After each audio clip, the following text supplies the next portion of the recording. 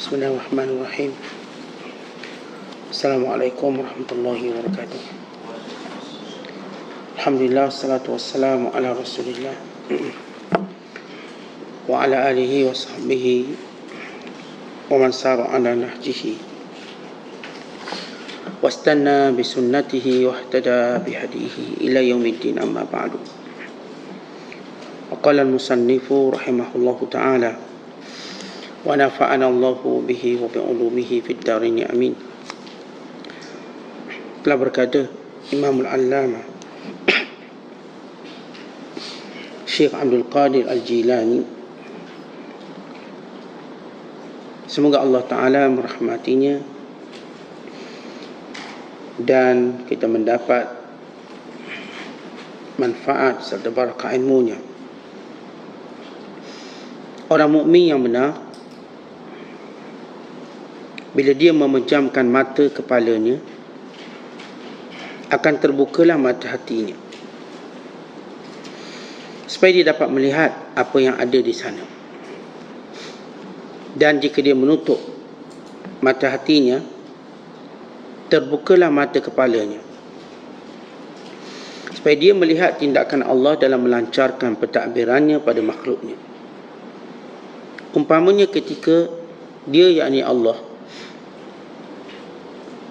berkata-kata kepada Nabi Allah Musa AS, seperti yang telah difirmankan dalam suratul A'raf ayat 144. Inni istafaituka 'alan nasi birisalati wa bikalami. Sesungguhnya aku, yakni Allah, memilihmu wahai Musa dari banyak manusia lain untuk aku utamakanmu dengan amanat perutusanku dan bicaraku kepadamu. Lalu aku dekatkanmu kepada zatku. Dahulu engkau hanya sebagai pengembala kambing. Lalu ada seekor kambing telah menghilangkan diri. Lalu engkau pun mencarinya sampai engkau mendapatnya kembali. Dan engkau sampai sudah lelah kerananya. Dan kambing itu pun telah lelah juga. Lalu aku kumpulkannya kepadamu.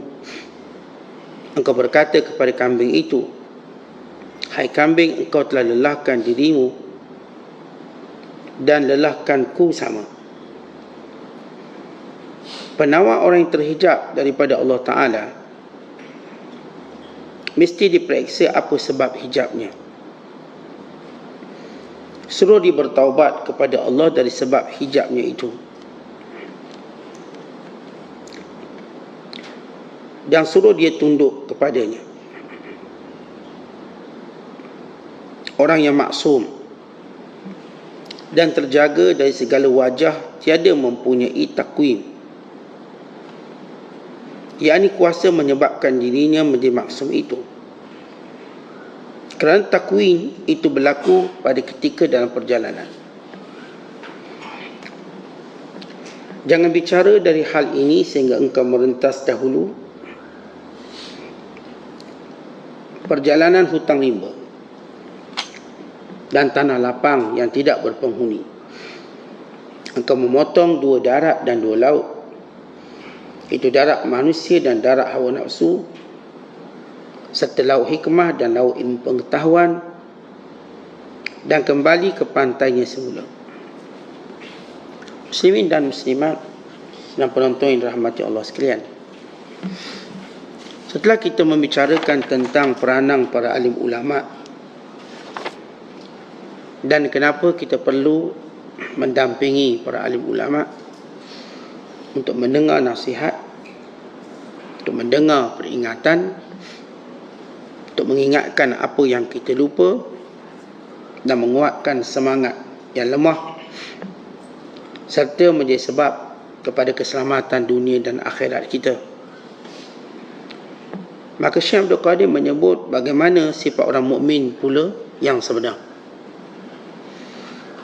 Orang mukmin yang sebenar dalam zahir dan batinnya sentiasa menyibukkan dirinya kepada Allah. dan melihat kebesaran Allah Ta'ala sama ada dengan mata kepalanya atau dengan mata hatinya. Sama ada dia melihatnya dengan pandangan kasar atau melihatnya dengan daya akal fikirannya atau melihatnya dengan daya batin dan jiwanya. Bila kita melihat seorang yang hendak berjaya, maka kita dapati semua perkara dia akan relatekan dengan keinginannya dan kejayaannya.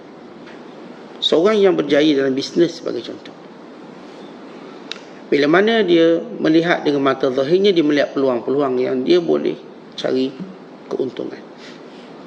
Dan bila mana dia pejamkan matanya, dia masih melihat lagi tentang cara-cara bagaimana nak memperoleh keuntungannya dengan pandangan hatinya.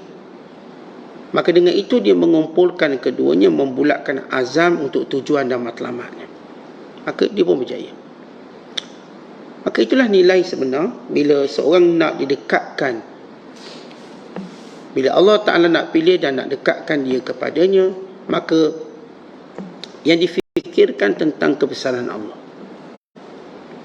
Bila buka mata kasarnya, dia melihat alam dan segala kejadian, segala ciptaan, menunjukkan kebijaksanaan Allah, menunjukkan kekuasaan Allah, kebesaran Allah, menunjukkan lemahnya manusia yang tidak mampu untuk mengadakannya atau menciptakannya. Dia melihat segala apa yang berlaku. Dia melihat betapa lemahnya manusia untuk menolaknya, betapa kerdilnya manusia, betapa tiada upaya manusia untuk menolak apa yang diinginkan oleh Allah berlaku. Maka dia dengan pandangan zahirnya mengenali Allah. Sebagaimana kita buka ratusan ayat Al-Quran, Allah Ta'ala menyuruh kita melihat. Melihat sehingga datang rasa kekaguman, rasa kebesaran Allah. Kerana alam ini ciptaan Allah. Segala langit, bulan bintang, mataharinya, semuanya ialah ciptaan Allah yang menjadi sebab untuk manusia mengenali Allah. Illah. Kemudian kalau sekiranya dia menutup mata zahirnya, maka hatinya ini, mata hatinya dapat merasakan kebesaran Allah itu, dapat merasakan sifat pemurah Allah, dapat merasakan penjagaan Allah padanya, dan dapat merasakan inayah pemeliharaan Allah Ta'ala. Maka bila dia berada dalam keadaan demikian, maka ini orang mukmin yang sebenar. Kerana Allah Ta'ala bila sayangkan seseorang, Allah menjadikan dia sibuk untuk berfikir tentang Allah. Setiap tindakannya, setiap tutur katanya, maka menjadikan dia akan melihat Allah. Ini yang Allah larang, ini yang Allah suruh. Walaupun berlawanan dengan nafsu dia. Nafsunya kata begini, begitu. Tapi dia melihat apa yang Allah perintahkan. Maka dia membatalkan kehendak dirinya. Nafsunya nak ambil hak orang. Nafsunya nak buat yang haram. Nafsunya nak menganiaya. Nafsunya nak menipu. Maka datang ingatannya pada Allah dan kebesarannya dan sifat pemurahnya. Maka dia meninggalkan semua itu. Waktu dia meninggalkan keuntungan yang diinginkan oleh syahwatnya, kerana melihat keuntungan yang dijanjikan oleh Tuhannya, dia pun tinggal. Tapi Allah akan ganti lebih baik. Maka ini yang difikirkan. Menjadikan seorang tadi baik dengan pandangan zahir dan batin, melihat Allah, mengenali Allah, dan merasakan kehadiran Allah yang disebut sebagai muraqabah. Dia tahu Allah perhati dia, yang disebut pada maqam ihsan. Dia tahu Allah Ta'ala melihatnya. Maka orang seperti ini Allah pelihara dia, Allah akan jaga. Sebagaimana kita sebut, dia menolak keuntungan yang difikirkan oleh hawa nafsu pada keuntungan yang dijanjikan oleh Allah. Dia menolak ketakutan hawa nafsunya kepada ketakutan yang datang daripada Allah. Maka semua urusannya ialah berdasarkan pada hukum dan hakam syariat. Tindakannya hukum hakam. Bukan lagi perbuatan hawa nafsu. Bukan lagi tindakan melulu ataupun tindakan orang kata itu, begitu dan begini. Ia apa yang Allah kata. Seumpama kalau tuan-tuan solat, lalu orang tanya, kenapa orang solat? Inilah yang Allah suruh. Berdiri saya, rokok saya, sujud saya. Maka kiasan pada solat itulah pada semua tindakan. Kenapa awak buat macam ni, didik anak awak macam ni? Kerana ini Allah suruh. Kenapa awak tak suruh anak awak buat macam ni? Kerana ini Allah larang. Maka inilah pandangan zahir dan batinnya dalam melihat cara kehidupan dia. Sentiasa melihat kebesaran Allah dengan pandangan zahir, dan dengan pandangan hatinya sentiasa melihat Allah SWT. Lalu Syekh Abdul Qadir beri satu perumpamaan. Katanya contohnya Nabi Musa AS. Bila Allah SWT memilih Nabi Musa dengan firman-Nya ini, kata Allah, inni istafaituka. Sesungguhnya, kata Allah Ta'ala, aku memilihmu wahai Musa. Baik, bila Allah Ta'ala pilih, untuk apa pilih? Tuan-tuan, kalau tuan-tuan majikan pilih pekerja, untuk apa? Untuk satu keistimewaan dia akan buat. Maka bila kita sebut ini manusia terpilih, atas sebab apa? Ini terpilih sebab dia mengharumkan nama negara, maka jadi ikon sukan negara. Sebagai contoh. Ini terpilih sebagai ikon ekonomi, ini ikon pemotoran, ikon sekian-sekian. Maka Allah bila memilih seorang hamba atas sebab apa? Maka sebab pertama, Allah sebut tugasnya ialah kerana memikul risalah aku. Kata Allah, birisalati. Apa maksud risalati? Risalah memberi maksud seluruh perintah aku. Bukan sekadar meletakkan pada diri kamu, tapi meletakkannya pada orang lain. Maksudnya mengajak orang lain. Maka mulia manusia kerana mereka memikul syariat. Dan itulah amanah Allah. Bila Allah menyebut inna aradna al-amanata 'ala as-samawati wal ardi wal jibal. Kami menawarkan amanah ini kepada langit dan bumi dan gunung ganang. Amanah apa? Amanah risalah Allah. Mengajak manusia pada Allah. Imannya, hukum hakamnya. Dosanya, pahalanya. Suruhannya, larangannya. Kita ajak pada Allah. Kita berkata pada anak kita, jangan buat ni, Allah larang. Buat ni, ini yang Allah suruh. Kita berkata pada isteri kita, jangan buat yang ni, kerana ini Allah larang. Buat ni, kerana ini Allah suruh. Kita berkata pada teman kita, sahabat kita, buat ni, jangan buat ni. Maka kita sedang memikul risalah Allah. Dan sebab itu Allah pilih kita. Allah akan memilih manusia dengan dia memikul tanggungjawab agama. Makin rasa tanggungjawabnya pada agama, makin dia tinggi dalam pilihan Allah. Kemudian barulah Allah menyebut selepas itu, wabi kalami, kerana aku bercakap denganmu. Apa maksud aku bercakap denganmu? Kita tahu apa yang Allah sebut. Wa kallamallahu Musa taklima.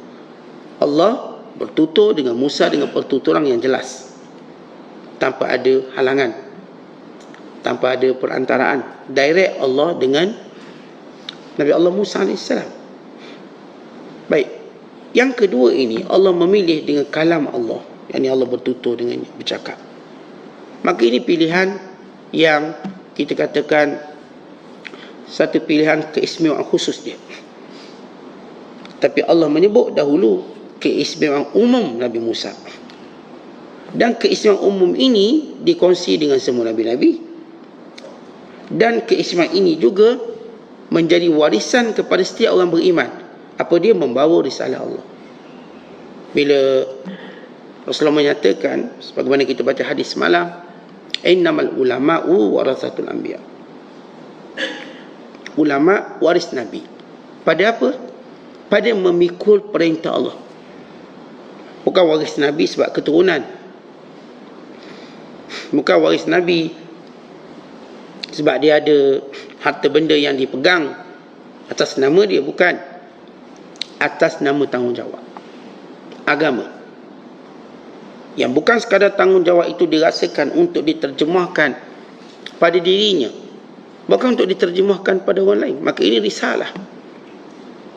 Kita membawa risalah ini daripada Allah. Lalu Syekh Abdul Qadir menyebut, disebabkan menjalankan tanggungjawab tadi, maka Allah dekatkan. Kalau dahulu hanya sebagai pengembala kambing, duk penat lelah cari kambing. Manusia bila dia berurusan dengan dunia, dia akan rasa penat, dia akan rasa lelah, dia akan rasa bosannya, sehingga sebenarnya dia tak tahu dia nak cari apa. Manusia yang kita katakan penat, kita lihat bila dia duduk rumah, dia nak musafir. Tapi bila dia musafir, dia ingat nak balik rumah. Bila nak balik rumah, dia yang terkia-kia nak ke sana ke sini. Nak sangat saya ke negara mana ni, nak ke London lah. Sampai sana rindu pula nak balik Malaysia lah. Balik Malaysia. Kemudian dia pula kata nak pergi sini lah. Kemudian dia rindu balik, nak balik sini. Maka kita lihat watak manusia. Dia tak tahu apa dia nak. Beria-ria nak pergi, beria-ria nak balik. Dalam sifat itu kita namakan kita apa? Kalau kita nak sangat pergi satu tempat, nak. Tapi sampai sana, nak sangat kita balik rumah. Oh ingat, Ustaz tu ingat ke rumah pula Ustaz. Dia ingat sambal belacang, budu tempoyak. Mula-mula dia yang nak ke sana, tu ingat nak makan nasi Arab, bla bla. Dia sampai sana pula, tu ingat pula nak makan sekian sini. Dia pun nak pergi ke hutan, kemah lah piknik. Sampai ke hutan, dia teringat pula kat rumah dia, seronoknya duduk rumah ada aircon.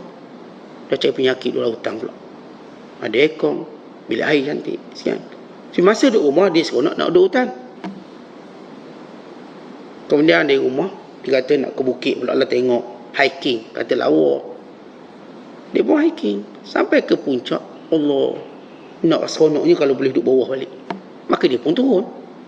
Tak ada pula dia nak duduk atas gunung tu sampai setahun ke 2 tahun. Dia duduk di pantai, dia rindukan bukit. Duduk bukit, rindukan pantai. Nak ke hotel, hotel lawa. Duduk hotel, ingat rumah pula. Macam mana keadaan rumah aku, sepoh 3 hari tinggal. Nak balik rumah pula.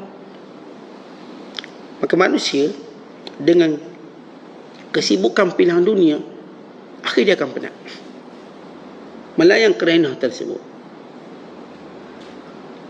Bila Allah nak hilangkan kepenatan manusia dengan hal dunianya, maka Allah sibukkan manusia dengan Allah. Maka hilang penatnya. Kita berurusan dengan dunia, sampai ke muncaknya kita akan bosan. Umpama begini, kalau nak sebut tentang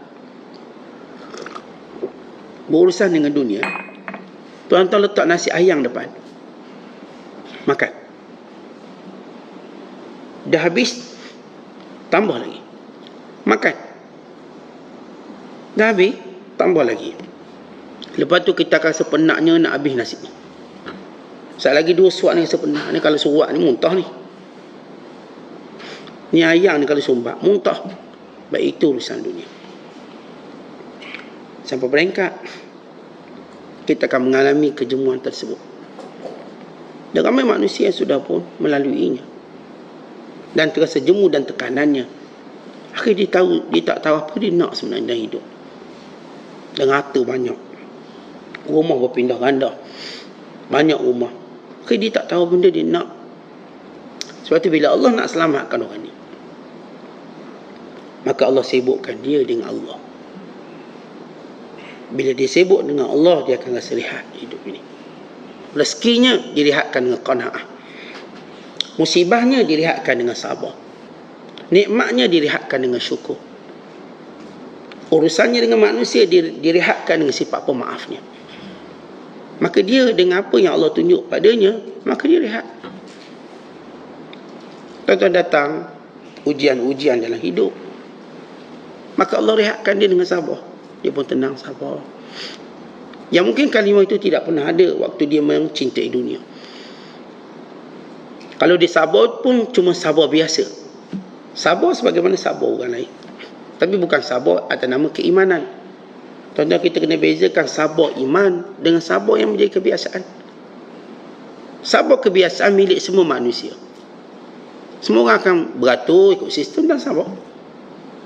Tapi sabar keimanan ialah sabar bila mana dia melihat pahala di sisi Allah. Kalau sabar yang biasa ini, semua akan bersabar. Negara yang buat undang-undang semua terpaksa menjadikan rakyatnya sabar. Sistem penggajian kita menjadikan kita sabar. Bila dapat gaji akhir bulan, sabarlah. Ini baru 10 hari bulan. Sabar itu bukanlah sabar keimanan, tapi sabar biasa yang dipunyai oleh orang kafir, orang yang tidak beriman, sebagaimana dipunyai oleh orang Islam. Tapi sabar yang kita maksudkan, sabar yang mana orang tu melihat ada kelebihan yang Allah janjikan, ada pahala yang Allah janjikan. Sabar sehingga dia menundukkan hawa nafsunya yang ingin tergesa-gesa. Sabar yang menjadikan dia mengharapkan jalan yang lebih baik yang Allah akan berikan padanya. Sabar yang menjadikan tidak akan hilang akhlaknya. Akhlaknya kekal. Ini sabar dalam iman. Sabar yang menjadikan dia mampu sabarkan orang lain.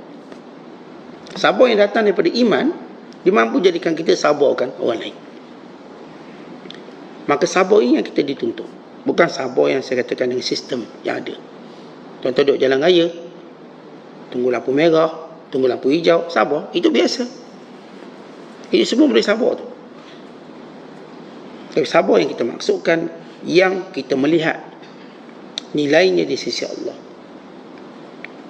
dan berjaya menundukkan hawa nafsu, dan berjaya menjaga akhlak kita yang baik, bagaimana yang Allah perintahkan. Seorang misal kata sabar dia dalam mendapat anak. Ni orang tak dapat anak, dia sabar. Tapi bagaimana sabar dalam iman? Dia akan berdoa pada Allah. Maka dia melihat hikmah. Dia melihat Allah Ta'ala memilih waktu yang lebih baik, dan dia melihat pilihan Allah lebih baik. Maka ini sabar yang iman. Bukan sabar yang saya kata biasa yang manusia buat, yang sampai masanya akan keluar semua akhlak tak baik dia. Dan itu bukan sabar dari iman. Itu sabar daripada kekuatan diri. Dan kekuatan diri manusia itu terbatas. Manakala sabar yang datang daripada iman ini tidak terbatas. Sabar ini kita takkan kata saya dah habis sabar. Sabar ni tak habis. Sabar yang datang daripada keimanan seperti lautan, takkan habis airnya. Sabar yang datang daripada sifat diri kita, dia akan habis cepat. Saya boleh sabar 2 hari, masuk hari ketiga tak boleh, sebab dia ada batasan. Maka Syekh Abdul Qadir beri contoh. Dulu Nabi Allah Musa duk kerja kambing 10 tahun, jaga kambing sana sini, kambing yang dipikirkan. Maka Allah buangkan kelelahan dunia. Tuan-tuan jaga kambing, seekor je hilang, penat nak cari. Kambing tu pun penat juga, sebab tak tahu nak balik kat kawanan dia. Ada seekor kambing tu diceritakan, dia hilang daripada kawanannya selama 2 tahun, sehingga bulunya banyak tutup, dah jadi macam gunung bulu dia. Lepas 2 tahun baru jumpa. Yang tukang cari pun penat. Akhirnya dia cukup bulu dia. Ini kambing biri-biri, dah dapat puluhan kilo. 2 tahun tak cukup bulu. Biasa orang bela biri-biri ni berapa bulan sikit dia akan cukup. Kerana kambing ni sesat, yang owner ni pun cari. Lelah owner ni cari, mana kambing seekor ni. Kambing ni pun lelah, tambah beban pula, bulunya makin berat. Sebab bila banyak sangat bulu, sampai pengkat kambing ni tak boleh tengok, tutup semua muka dia tutup. Dan dia pun boleh mati kerana bulu banyak. Dia kena buang. Untuk sentiasa diambil. Baik, bila Syekh Abdul Qadir menyebut contoh, dulu fikiran kamu cuma dunia. Memang penat fikir dunia. Bangun pagi fikir bisnes, tidur fikir bisnes, nak berjalan bisnes, gaduh orang tentang bisnes, lama-lama penat. Jiwa kita makin kosong. Maka bila Allah Ta'ala nak keluarkan orang ni daripada kepenatan dunia, maka Allah memilihnya untuk menjaga agama Allah. Maka apa yang dimiliki digunakan untuk menjaga agama Allah. Itu tanda pilihan Allah.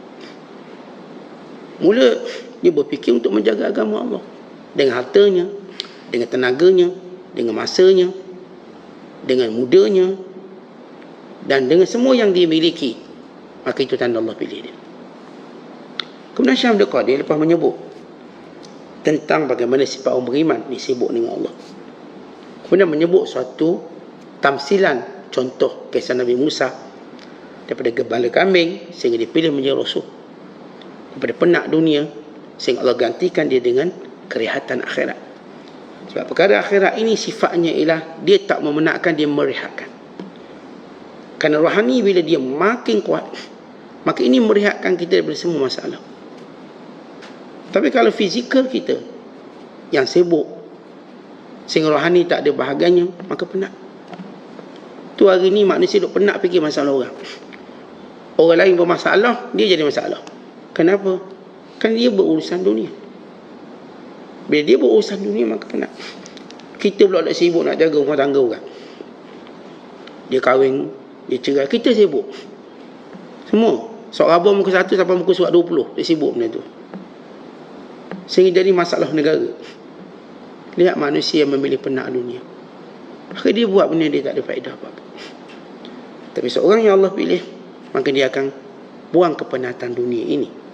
Ini disebut dalam hadis yang diriwayatkan oleh Imam Tirmizi, min husnil islamil mar'i tarkuhu ma la ya'ni. Antara tanda Islam yang baik, ditinggalkan apa yang tidak ada kaitan dengannya. Apa maksud yang tidak ada kaitan dengannya? Yang tiada kaitan dengan agamanya. Apa maksudnya? Yang tidak menguntungkan agamanya. Tuan-tuan tinggalkan benda yang tak untung agama kita. Nak duduk sibuk gosip sana, gosip sini. Sibuk selebriti sana, selebriti sini. Tak perlu sibuk. Sibuk rumah tangga orang tu, rumah tangga orang ni. Tak perlu sibuk. Ia bukan hal agama kita. Maka sibuk diri dengan hal agama.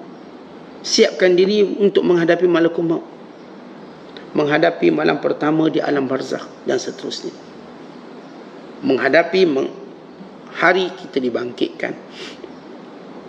Maka semua ini kesibukan kita. Yang ketiga, Syekh Abdul Qadir kata, setiap orang mesti memeriksa apa hijabnya daripada Allah. Kena periksa. Dan bertaubat kepada Allah pada setiap hijab yang menghalang kita daripada tunduk kepada Allah. Baik, bila kita sebut hijab, ialah halangan. Tuan-tuan ambil contoh macam ni. Kita kalau nak pergi Kuala Lumpur, saya nak pergi Kuala Lumpur, kita dah target daripada pukul sekian sampai sekian. Maka bila kita pergi Kuala Lumpur, kita akan pastikan tidak ada yang menghalang kita. Hijab itu mungkin minyak yang kurang, kita pun kena isi minyak. Hijab itu mungkin tayar pancit, kita kena bagi tayar. Hijab itu mungkin enjin kita yang bergegar, bagi enjin. Hijab itu mungkin jalannya jam, pilih jalan lain. Hijab itu mungkin tidak ada kawan, maka pilih kawan. Sehingga kita analisis semua hijab itu, maka boleh perjalanan kepada Allah Ta'ala itu berjalan lancar. Baik, dalam kehidupan praktikal kita, semua hijab ini kata ulama lahir daripada 4 unsur. Unsur ini maka wujud cabang-cabang. Unsur pertama ialah daripada syaitan. Ini unsur pertama pada hijab-hijab yang banyak. Hijab ni banyak, terlalu banyak. Setiap orang berbeza antara satu sama lain. Namun kita nak tahu yang teras kepada hijab ini, yang pertama, unsur pertama, syaitan. Maka daripada syaitan ini datang pelbagai hijab.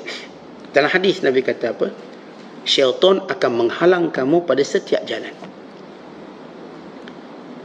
Pertama, dia halang kamu pada jalan Islam, supaya kamu membenci Islam. Bila halangan itu berjaya diketepikan sehingga orang ini pun memeluk Islam. Sebab tu bukan satu benda yang pendek. Bila gambaran Islam sentiasa dimomokkan, ganaslah, itulah, inilah, macam-macam. Kerana inilah dia daripada unsur syaitan. Mereka akan menjadikan manusia semua takut pada Islam. Takut pada Islam. Dan menggunakan alasan yang sikit untuk menjadikan ia satu alasan yang umum. Bila seorang dua Islam yang ganah, yang pukul orang, tengok orang Islam pada benda yang sama daripada orang kafir. Dia tak melihat pada gambaran yang sebenar. Digunakan gambaran pecisan untuk memberi satu generalisasi tentang Islam. Halangan ini datang daripada mana? Syaitan. Maka gambaran ini akan terus ada. Kerana syaitan akan berusaha menjadikan orang takut untuk mendekati Islam. Semua dari apa sudut. Yang ini takut Islam dari sudut agamanya, yang ini takut Islam dari sudut ekonomi Islam, yang ini takut Islam dari sudut politik Islam, yang ini takut Islam dari sudut pakaian Islam, yang ini takut pada Islam kerana pemikiran Islam. Semua mereka perangi kerana unsur pertama syaitan. Kali kita tengok ada orang dia takut sebut ekonomi Islam kerana membebaskan daripada riba. Oh, jangan. Ada orang dia takut bila kita sebut pendidikan Islam. Oh, kan nanti anak-anak kita kena sembahyang tutup aurat, tak boleh pakai skirt, bla bla bla. Ada orang mereka takut bila kita sebut tentang ekonomi Islam. Oh, nanti haram judi, haram arak, habis benda macam mana. Mereka amat takut. Sebab itu mereka memeranginya. Ada orang yang takut bila kita sebut tentang pakaian Islam. Oh, nanti bila semua perempuan-perempuan terpaksa pakai khemah untuk berjalan. Mereka namakan khemah. Bawa khemah. Tutup belakang macam khemah kata mereka. Oh, nanti bila simpan janggut jadi pengganas. Bila kita cerita politik Islam, bila potong tangan, potong kaki. Mereka takut. Syaitan duduk di situ. Cerita dia tentang Islam, maka ketakutan itu meluar habis. Walhal Islam telah buktikan ribuan tahun dengan ketamadunan yang hebat. Bermula zaman Rasulullah memerintah sampailah kepada zaman jatuhnya kerajaan Uthmaniyah. Islam meninggalkan satu legasi yang tidak mampu ditandingi oleh mana-mana tamadun. Islam telah membuktikan bukan benda itu kita katakan pungguk rindukan bulan. Ia sudah pun berlaku. Dunia berubah drastik kebaikan sehingga seorang ulama nama Abu Hasan Ali An-Nadwi mengarang satu kitab Maza khasira alam bin hitatil muslimin. Dunia menjadi rugi kerana orang Islam tak memerintah. Kerana umat Islam mundur, dunia rugi. Tentang kejatuhan kerajaan Uthmaniyah dan kejatuhan Islam dan umat Islam merugikan dunia semua. Maka beliau menyenaraikan kerugian dunia. Dunia rugi. Sebab itu dunia nak untung balik kena tegakkan Islam. Maka dunia akan untung. Sistem pencukaian akan untung. Rakyat akan untung. Kalau Islam jatuh, maka rakyat menanggung sistem pencukaian yang paling zalim dalam hidup mereka. Pencukaian. Sebab kerajaan-kerajaan mereka nak banyakkan hasil negara, mereka dengan mudah menaikkan cukai. 40%, 50%. Itu berlaku pada negara-negara di barat. Sehingga rakyat menjadi beban membayar cukai. Sehingga sebahagian rakyat memilih untuk menganggur untuk tidak membayar cukai. Memilih muflis dan sebagainya. Pemain-pemain bola berpindah negeri itu ke negeri untuk lari daripada cukai. Sehingga menghilang skill kebijaksanaan mereka bermain. Dek cukai yang tinggi. Yang ni pindah sini, yang ni pindah sini. Kenapa mereka nak pindah negeri? Sebab mereka kata cukai ni lebih rendah. Cukai ni lebih rendah. Maka dunia rugi sebab Islam tak memerintah. Maka kita terpaksa tanggung sistem cukai yang zalim. Akhirnya semua dapat rasakan tak ada orang pun puji sistem cukai. Mereka kata zalim, zalim, zalim. Jahat, buruk, teruk. Kami dianiaya, kami dizalimi. Inilah ruginya dunia bila Islam tidak memerintah. Maka syaitan dia akan takutkan manusia dengan Islam. Sebut je Islam, maka ada orang yang macam naik hantu. Tersebut politik Islam, dia dah naik hantu. Tersebut ekonomi Islam, naik hantu. Tersebut sekolah Islam, sebut je Islam. Sebut bank Islam, dia pun naik hantu juga. Maka nak haramkan nama Islam, jangan ada. Islam cahaya Allah. Yang membencinya kerana dia telah dipengaruhi oleh syaitan. Tuan-tuan tengok orang bila kena rasuk syaitan, kita baca Al-Quran dia takut. Dia jadi rasukan. Maka ini dipanggil unsur pertama dalam hijab syaitan.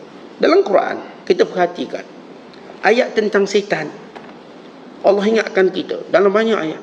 Allah sebut, wala tattabi'u khutuwati syaitan innahu lakum aduwwun mubin.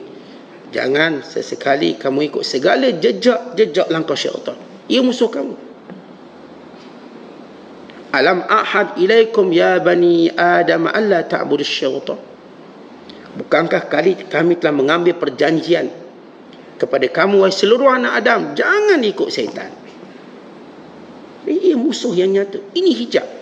Hijab ni kita sambung balik hadis yang kita sebut. Syaitan akan duduk pada jalan Islam. Takutkan orang tentang Islam. Kalau mereka gagal, diduduk pada jalan hijrah. Jangan berhijrah untuk menjaga agama. Jangan. Tentang kita, manusia ini, Allah ajar kita berhijrah kalau agama kita terancam. Hijrah. Kita bukan hijrah semata kerana income kita terancam.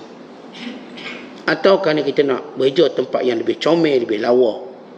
Saat saya nak duduk Kashmir, saat Kashmir lawa. Itu tujuan saya hijrah. Orangnya pun lawa-lawa. Kata orang nak hijrah ni. Saat saya nak berhijrah kat Canada lah Ustaz. Sebab apa lah, tanah luas. Pertanian mudah Ustaz. Orang nak tanam rock melon ke golden melon boleh Ustaz. Dia bagi 400 hektar. Sini 2 hektar pun kena sewa. Dia pun nak pindah kat Canada. Baik. Ada orang tujuan tu. Ya okey, tak ada masalah, silakan. Tapi tujuan paling mulia, saya nak berhijrah supaya agama saya lebih baik. Tapi syaitan akan menghalang kita waktu mana kita berfikir berhijrah untuk jaga agama kita. Ini Rasulullah sebut tempat duduk syaitan. Dalam Quran Allah kata apa? Hijab ni kita cerita tentang 4 dasar hijab ataupun dipanggil unsur hijab yang besar. Sebelum kita cerita cabang kecil-kecil dia ni, ranting-rantingnya, kenali pokok asas dia. Dalam Quran Allah menyebut tentang sumpah syaitan dan iblis, la aq'udanna lahum siratakal mustaqim, akan kududuk pada setiap jalan yang lurus supaya jadi bengkok. Itu sumpah iblis. Maka unsur syaitan sentiasa Allah Ta'ala ingatkan kita bila makan, baca bismillah supaya tidak ada unsur syaitan pengaruh hidup kita. Kerana ia akan menjadi hijab kita dengan Allah. Akhir kita makan, kita kenyang tapi lupa Allah. Tapi bila kita makan menyebut nama Allah, sesudah makan kita menyebut nama Allah, maka dengan makanan yang kita makan kita dekat dengan Allah. Dan makanan tadi menjadi sebab yang mudah untuk kita ingat Allah. Makan alhamdulillah nak pergi masjid lah, nak pergi surau, nak pergi jemaah. Tak ada pula lepas makan nak tidur lah. Kenapa makanan itu berkat? Jadi kalau faham pertama, hijab yang datang daripada syaitan, dia belajar semua perkara-perkara yang menjadikan kita dianggap ikut syaitan. Sebab kita diminta supaya menjauhi setiap jalan syaitan. Apa saja jalan syaitan? Hatta kita kalau nguap, Rasulullah SAW menyatakan seorang bila menguap, syaitan akan masuk. Idza tatha'aba ahadukum yadkhulu minhu syaitan. Bila seorang menguap kat mulut, syaitan masuk mulut dia. Sebab itu kata Rasulullah, tahan mulut, jangan nguap. Idza tatha'aba ahadukum falyakzim. Bila seorang itu menguap, tahan rahangnya. Tahan. Kalau tak mampu, maka tutup dengan tangannya. Tak mampu Ustaz, rahang tak kuat Ustaz, sakit gigi. Kita nak nguap je, tutup mulut. Tak kira lagi gini ke tutup. Jangan buka. Kata Rasulullah, iza tasa'aba ahadukum fayaqulu dhahika minhu syaitan. Kalau seorang itu menguat lalu dia kata syaitan suka. Katakan nguat, tengok dia tak bunyi macam ni, bunyi tu macam yalah, macam bunyi naga bawa keluar gunung. Wah, cuma tak keluar api mulut dia. Dia bunyi syaitan suka tu. Sebab itu kita bila nguat jangan bunyi. Tuan-tuan bila nguat jangan ada bunyi. Bahkan menyebut nama Allah lebih baik. Nguat je, auzubillahi minasyaitanir rajim. Walaupun bukan itu, bukan ada satu hadis khas tentang sebut macam tu, tapi kita sebut nama Allah supaya kita tak membunyikan bunyi-bunyi yang syaitan suka. Kenapa? Kerana syaitan dia amat suka bila manusia menunjukkan gambaran hodoh. Sebab itu yang contoh muka dia manusia jadi rimau, itu semua syaitan suka. Elok-elok manusia ditukar jadi muka seladang, muka harimau, buat misal muka kucing. Dah elok dah muka orang, tukar muka binatang. Syaitan suka. Setiap kali manusia tunjuk gambaran hodoh mukanya, syaitan suka. Kita kan kalau nguak tak lawa. Cuba tuan-tuan tengok cermin, cuba nguak, lawa tak muka. Lepas tu selfie masa nguak, letak dalam profil Facebook. Orang tengok macam mana? Orang tengok wuduhnya orang ni. Kalaupun dia teruna, Allah, wuduh. Kalau dia dara, anak dara, lagi wuduh. Maksudnya itu gambaran yang paling tak lawa. Jadi benda mudah, jangan ikut syaitan. Kata bila Nabi kata, la ta'kulu bishimam fa inna syaitan ya'kulu bishimam. Jangan makan tangan kiri. Syaitan makan tangan kiri. Kenapa? Kerana unsur syaitan ini menghijab kita dari Allah. Sebab itu orang beriman pada setiap tindakannya jangan menyebabkan syaitan suka. Biar syaitan marah. Jangan. Tentang kita bergaduh sama orang Islam, syaitan pun suka. Kita biarkan syaitan terus suka pada kita. Pada muka gaduh lagi gaduh. Sama pula kaki masjid gaduh. Bila pertama, gaduh bila kedua. Gaduh. Akhir dua-dua tak bilal. Dua-dua tak azan. Syaitan suka. Sebab syaitan tahu manusia bila digaduh, dia akan jauh dengan Allah. Kita bayangkan kalau kita ke masjid, gaduh dan tukang jaga kasut je, tak datang dalam masjid tu. Dia kalau tak datang masjid tu, datang masjid lain tak apa, terus solat kat rumah. Lihat syaitan dia, kamu gaduh, kami untung. Kamu gaduh, kami menjadikan kamu jauh dari Allah. Sebab tu kita perhati, kalau kita gaduh lalu jauh kita pada Allah, itulah syaitan suka. Amat suka. Kita adik-beradik gaduh sampai kita terus putus silaturahim, syaitan suka. Sebab itu dalam hadis Nabi kata apa? Di antara kegemaran syaitan membiarkan kamu bergaduh. Walakin tahrishu bainahum. Tetapi syaitan amat suka untuk menjadi batu api sesama kamu.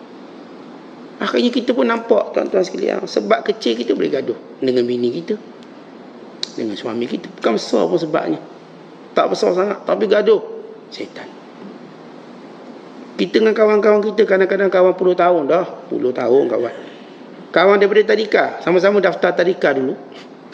Lama dah, sekolah mendengar sama. Dia ada sikit je, dia punya gaduh lain macam. Kenapa? Syaitan. Orang bila dia bergaduh, dia tak sedar ada syaitan di situ, maka dia jadi orang yang bodoh. Akhirnya dibiarkan pergaduhan tu berlangsung satu tempoh yang tak boleh dirawat. Walau ia paling mudah dirawat. Paling mudah. Sebab itu Islam suruh kita beri salam untuk elakkan, minimumkan pergaduhan. Kita jumpa orang, kita kata Assalamualaikum, atau dia bagi salam Waalaikumsalam, kita dah mula slow sikit. Itu syaitan marah sangat kita beri salam. Dia kalau jumpa jangan beri salam. Rasulullah ajar kita macam mana pun kita tak suka, jumpa beri salam. Dia akan jadi berkat. Kita gaduh dengan bini kita, balik rumah tu tak beri salam, 4 pintu je, makin jauh kita. Balik rumah tu tak beri salam, lama-lama dia macam okey balik. Begitu kita berjaya memahami tentang bagaimana hijab yang datang daripada unsur pertama, syaitan, yang menjauhkan kita dari Allah. Sebab saya sebut tadi, apa yang syaitan dah pengaruhi kita, maka agama kita mulai jadi longgar. Dan unsur kedua, hijab yang kita kena tahu ialah unsur dunia. Al-unsur tsani ad-dunya. Sebab kita gaduh banyak bab dunia. Dunia ni, kalau kita tarik diri, kita tak rugi pun, Allah ganti lebih baik. Kadang kita gaduh parking, nak juga parking ni, berebut, gaduh. Kita kalau tak langsung, Allah ganti parking lebih baik. Allah akan ganti lebih baik. Dunia ni tidak pernah bila kita mengalah, melainkan Allah akan ganti lebih baik. Allah sentiasa mengajar kita dalam bab-bab dunia ni, tuan-tuan. Jangan duk bertegar urat sangat. Jangan duk bertegar, kerana ia akan merugikan kita. Ya, kita pertahankan beberapa prinsip, tapi tak sampai kepada peringkat yang melampau. Ustaz, kalau orang ambil hak saya akan pertahan. Betul, kita pertahankan prinsip. Itu kita tak nafikan. Ada harta yang kita kena pertahan, even kalau kita mati syahid. Kerana hak tu hak kita. Ya, benar. Tapi hak yang mungkin kita berkongsi yang saya maksudkan. Hak yang kita mungkin berkongsi. Kita pergi kedai makan, berebut meja. Tak apalah, biarlah dia ambil meja. Mungkin dia duduk pertahan sangat sebab dia ada anak kecil lah, bini dia. Atau mungkin dia sebab takut bini dia marah dia terpaksa gaduh dengan kita. Nak dapat tempat duduk ni, biarlah dia duduk. Contoh. Dia saya letak dulu ni kain serbang saya kat sini. Tak, memang meja ni saya nampak dulu. Saya ada kereta, saya nampak ni memang meja saya, dia cakap. Dia cop daripada atas kereta, meja aku. Dia tak, ni ada kain serbang saya. Saya pergi beli air je kejap, gaduh meja. Kan nak makan, sekarang zaman makan berebut meja. Semua kedai makan duk viral. Akhirnya kita berebut meja. Saya ada satu restoran tu, kalau orang nak makan kedai dia kena buat meja sendiri. Saya dengar macam kelakar, tapi betul. Saat kedai ni, saat kau nak makan, bawa meja sendiri. Akhirnya orang datang buat meja sendiri. Meja sendiri, kursi sendiri. Nasi tak buat pinggan mangkuk sendiri. Nak cepat ni. Dia boleh datang, ambil meja dia tak.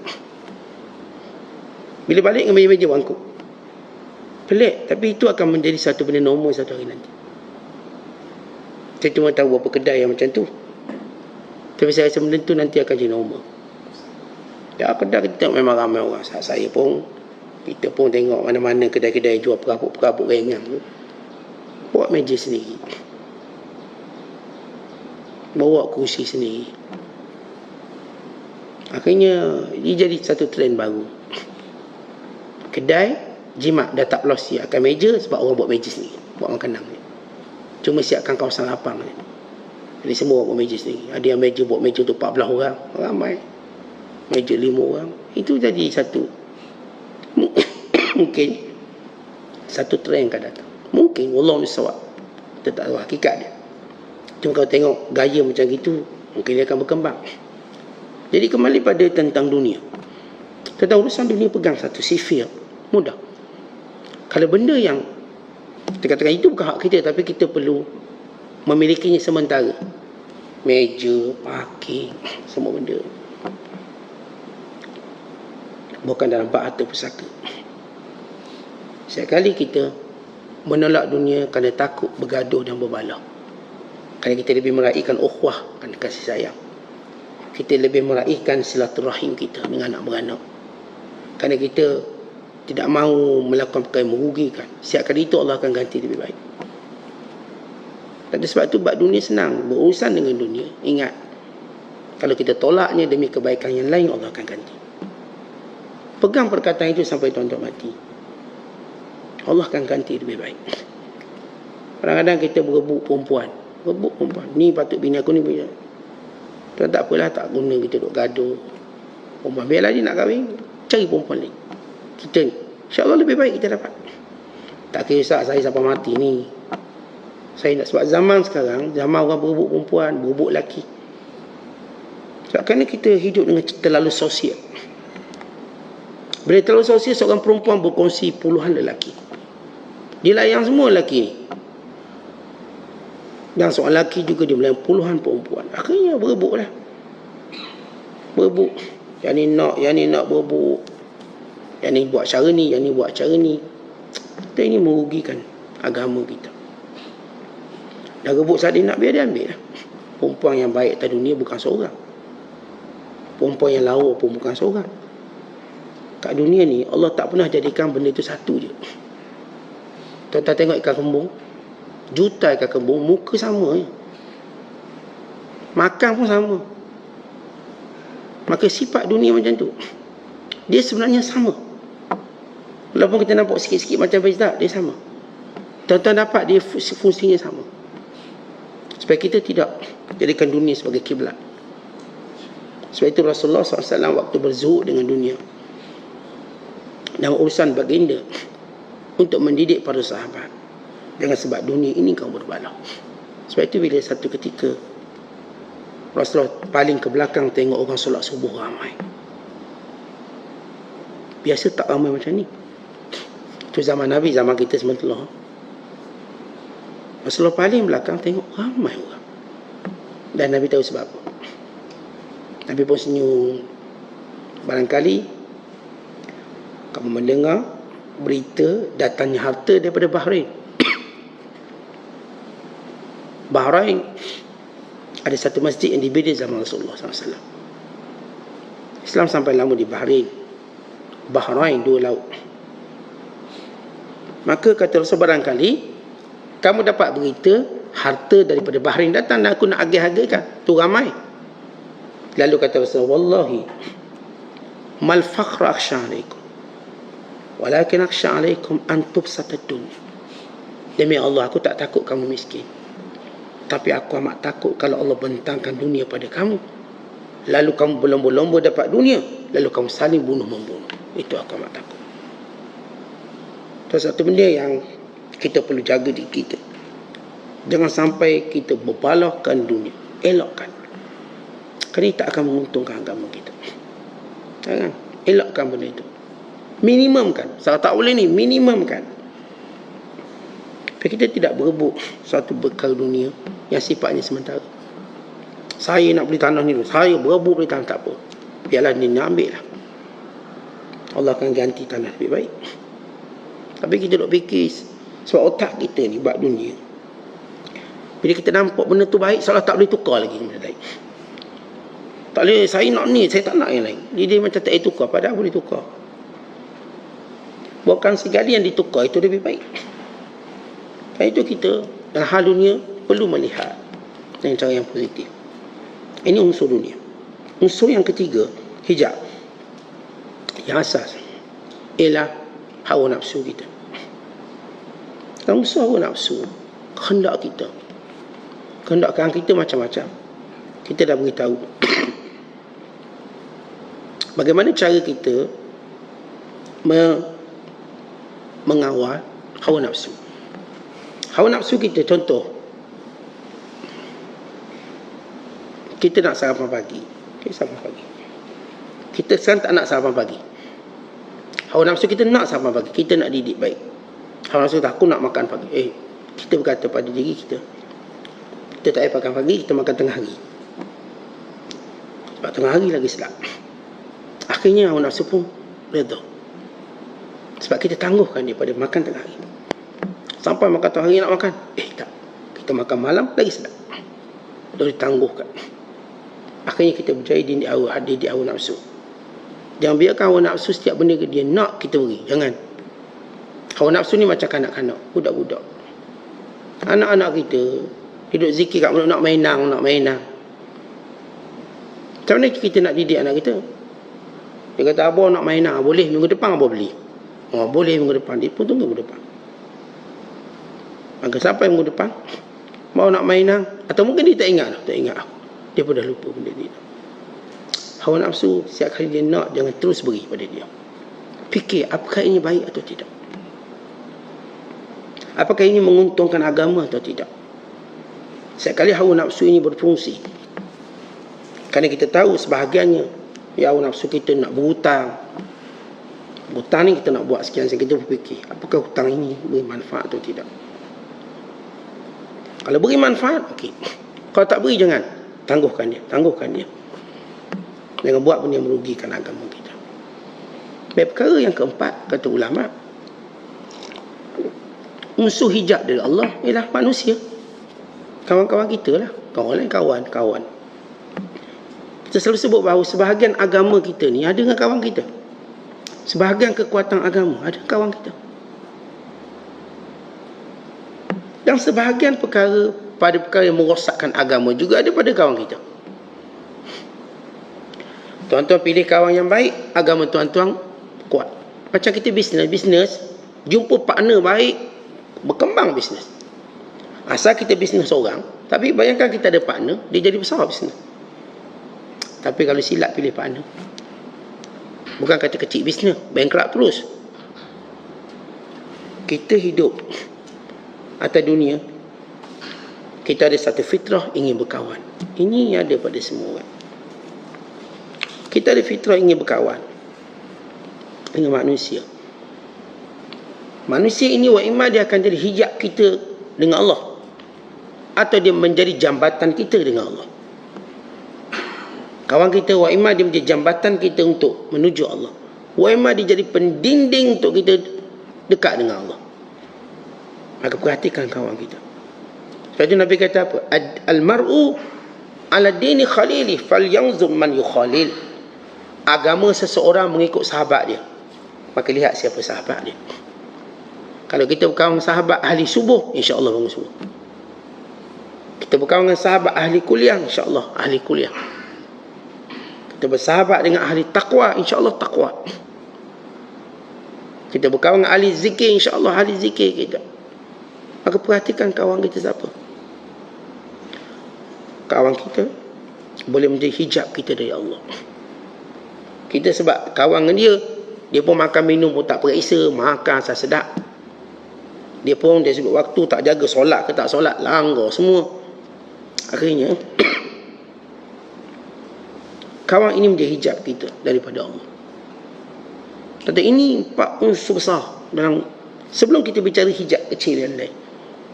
Kalau kita tahu ini pokok teras, setan, dunia, manusia dan hawa nafsu, maka kita akan tengok cabang-cabang yang ada sekitarnya. Saya dah perinci kat sebut contoh cabang-cabang tadi. Unsur setan, cabangnya suruh kita makan tangan kiri sebagai contoh. Lupa ingat Allah. Ni syaitan ni akan menangguhkan kita buat baik. Ini cabang-cabangnya. Maka untuk kita mengatasi segala unsur ini, kata Syekh Abdul Qadir, bertaubatlah pada Allah. Pada setiap yang menghalang kita, ya Allah, aku terlalu ikut syaitan dalam hidup aku, taubat. Ya Allah, aku terlalu ikut hawa nafsu aku. Ya Allah, aku terlalu ikut kawan aku, ya Allah, sehingga aku binasa, sehingga aku rosak, aku terlibat dengan benda ni, terlibat dengan benda tu. Ya Allah, aku terlalu mengikut dunia, ya Allah, kehendak dunia, kerana aku menyangka dunia ini mengekalkan aku hidup di sini. Maka hilangkan rasa cintaku pada dunia, dan jauhilah aku daripada pengaruh dan tipu daya dunia. Setiap kali kita bertaubat, maka hijab itu akan diangkat. Jadi kenali apa yang disebut sebagai hijab dan bertaubat. Macam saya katakan tadi, kalau tuan-tuan naik kereta, tahu sebab tak boleh datang, tak boleh sampai kat Kuala Lumpur sebab kita tak beli tas Shenggo. Tak boleh beli tas Shenggo, tidak tak lepas. Atau sebabnya kalau tayar kita botak, dia mungkin pancit, maka tukar tayar. Itu menghalang kita, itu hijab. Oh, sebabnya kerana kereta ni enjin dia mungkin cepat panas, heating dia rosak, maka tukar kereta atau tukar enjin. Maka semua ini hijab. Agak-agak kita nak dekat dengan Allah, apa yang halang kita? Agak-agak. Dia daripada 4 unsur ni. Tapi apa yang halang? Yang halang saya, bini saya. Baik, isi awak dalam kategori mana ni? Apakah kategori hawa nafsu, syaitan? Tengok dia halang macam mana. Dia tak bagi saya pergi kuliah subuh, dia tak bagi saya pergi masjid. Maka atasi halangan ini. Kalau isterinya punca, atasi halangan ini. Tanya orang bijak pandai, macam mana saya nak halangi. Jadi pula kata suami saya yang tak bagi saya nak ke kuliah, suami tak kasih, tak bagi saya, dia halang saya sekian-sekian. Maka bagaimana kita nak mengatasi? Ini disebut sebagai halangan. Dia berpunca dari sebab apa? Maka perkara-perkara ini perlu kita teliti satu persatu. Kita bila kita makin tua, jalan ni mesti lebih laju. Jalan untuk dunia tak apa, lambat, lutut sakit lambat tak apa, itu jauh kadang-kadang lebih baik. Tetapi jalan untuk akhirat kena laju. Kita umur dah tak berapa hari dah, kita menghitung, membilang usia kita dah masuk 60, 70. Kita perlu pantas kepada Allah. Dan Allah suka orang menunjukkan kepantasannya untuk pada jalan Allah. Maka kita tak mungkin boleh pantas kalau halangan depan kita. Maka buang satu persatu halangan tadi, sedikit demi sedikit. Tanya orang yang pandai, macam mana saya nak buang halangan ini, dengan cara yang baik. Bukan dengan cara yang tak betul, cara yang baik lah. Bukan sebab isteri saya halang, saya ceraikan isteri. Bukan itu. Itu bukan cara yang baik. Cara yang lebih baik, yang mesti ada. Sebab suami saya halang saya, Ustaz, saya pun dah tinggalkan suami saya dah lama dah, 4 bulan dah tinggal. Bukan cara itu. Kerana kalau kita silap cara, halangan tu jadi lebih besar. Halangan tu jadi lagi teruk. Dia macam kita sakit tuan-tuan, jangan silap makan ubat. Jangan asal dia ubat kita telan. Akhirnya kita telan ubat kurang. Tak keteruk kita. Rosak demam makan ubat. Ialah ubat tu ubat apa? Dan bila ada ubat pula, mesti doktor beritahu berapa kali sehari. Jangan sejam sekali makan ubat. Doktor beritahu tiga kali sehari. Pagi petang. Kita pula makan setiap pagi 3 kali. Tak mati kita. Ada orang mati dengan ubat. Walau patutnya obat dia tak mati, dia menyembuhkan. Tapi sebab dia salah guna, obat tu dia mati. Sama juga bila kita sebut halangan tadi. Buang halangan dengan bijaksana. Tak pandai, halangan jadi halangan lebih besar. Fitnah lebih kuat. Ini kita perlukan apa yang kita sebut sebelum ini, semalam, tentang peranan para alim ulama. Mereka ini melihat dengan basirah macam mana menangani setiap hijab kita dengan cara yang baik, pelepasan dengan cara yang baik, sehingga apa yang kita lakukan menambahkan keberkatan hidup, bukan menambahkan bebanan dan halangan lebih besar. Wallahu bissawab. Assalamualaikum warahmatullahi wabarakatuh.